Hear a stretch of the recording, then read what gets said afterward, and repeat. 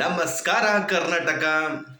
ಬೆಳಿಗ್ಗಿಂದ ಸಂಜೆವರೆಗೂ ಈ ಚಾನೆಲ್ಗಳನ್ನೆಲ್ಲ ನೋಡ್ಬಿಟ್ರೆ ಹುಚ್ಚಿಡ್ದು ಬಿಡುತ್ತೆ ಗುರು. ಏನಪ್ಪ ವಿಷಯ ಅಂದರೆ, ಬೆಳಿಗ್ಗೆ ದರ್ಶನ್ ಇಷ್ಟು ಗ್ರಾಮು ನಾಷ್ಟ ಮಾಡಿದ್ರು, ಇಷ್ಟು ಗ್ರಾಮು ಊಟ ಮಾಡಿದ್ರು, ಬೆಳಿಗ್ಗೆ ದರ್ಶನ್ ಯೋಗ ಮಾಡಿದ್ರು, ಬೆಳಿಗ್ಗೆ ದರ್ಶನ್ ಭಜನೆ ಮಾಡ್ತಿದ್ದಾರೆ, ಮತ್ತು ಬೆಳಿಗ್ಗೆ ದರ್ಶನ್ ವಿಕ್ ತೆಗೆದು ಬಿಟ್ರು, ಗುಂಡು ಹೊಡೆದು ಬಿಟ್ರು.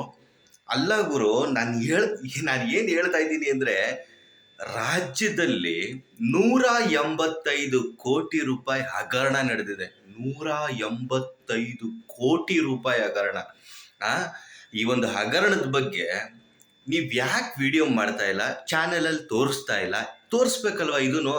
ಹೆಂಗೆ ದರ್ಶನ್ನ 1.5 ತಿಂಗಳು ಹಾಕೊಂಡು ಚೆಚ್ಚಿ ರುಬ್ತಾ ಇದ್ರಿ, ಈಗಲೂ ರುಬ್ತಾ ಇದ್ದೀರಾ, ಹಾಗೇನೆ ಈ ಒಂದು 185 ಕೋಟಿ ತಮಾಷೆ ಮಾಡ್ತಾ ಗುರು.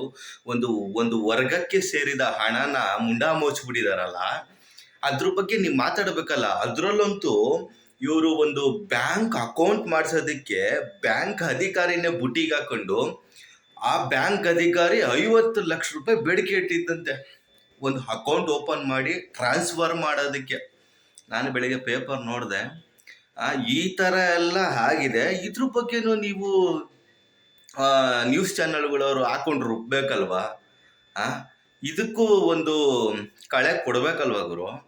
ಇದನ್ನ ಯಾಕೆ ಮಾಡ್ತಾ ಇಲ್ಲ ನೀವು ಮೀಡಿಯಾದವರು? ನನಗೆ ಅದೇ ಅರ್ಥ ಆಗ್ತಾ ಇಲ್ಲ.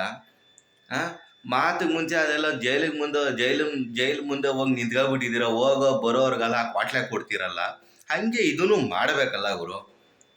ಕರೆಕ್ಟ್ ಅಲ್ವಾ? ಮತ್ತೆ ಸ್ನೇಹಿತರೆ, ಇದ್ರ ಬಗ್ಗೆ, ಈ ಒಂದು ಹಗರಣದ ಬಗ್ಗೆ, ಇಷ್ಟು ಕೋಟಿ ರೂಪಾಯಿ ಹಗರಣ ಆಗಿದ್ರು ಕಣ್ಮುಚ್ಕೊಂಡು ಕೂತಿರೋ ಮೀಡಿಯಾಗಳ ಬಗ್ಗೆ ಏನು ಹೇಳ್ತೀರಾ? ಅದನ್ನು ಕಮೆಂಟ್ ಬಾಕ್ಸಲ್ಲಿ ತಿಳಿಸಿ. ಹಾಗೆ ಈ ಒಂದು ವಿಡಿಯೋನ ಶೇರ್ ಮಾಡಿ.